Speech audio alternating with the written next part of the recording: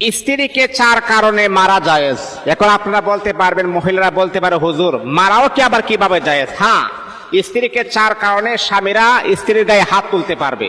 এর মাঝে 1 নাম্বার হচ্ছে স্বামী যখন চাইবে তার স্ত্রীর সৌন্দর্য দেখার জন্য, সাজ দেখার জন্য, স্ত্রী যদি স্বামীর অনুমতিতে সাজে না সাজে তাহলে স্ত্রীকে মারতে পারবে। এটা হচ্ছে 1 নাম্বার।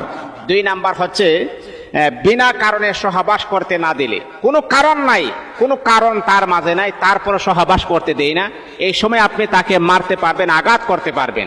এটা হচ্ছে 2 নাম্বার। 3 নাম্বার হচ্ছে যদি আপনার স্ত্রী নামাজ তরক করে, আল্লাহ তাআলার ফরজ বিধান যদি তরক করে, 1 বার 2 বার 3 বার আপনি বলেছেন, তারপরে তরক করতেছে, তখন আপনি আপনার স্ত্রীকে প্রহার করতে পারবেন, আঘাত করতে পারবেন। 4 নাম্বার হচ্ছে স্বামীর অনুমতি ব্যতীত ঘর থেকে বাহির হলে, স্বামী বলেছেন ঘর থেকে বাহির হওয়া যাবে না, আপনার স্ত্রী আপনাকে টেক কেয়ার, কোনো কেয়ারই করে না, তাহলে আপনার স্ত্রীকে শাসন করার জন্য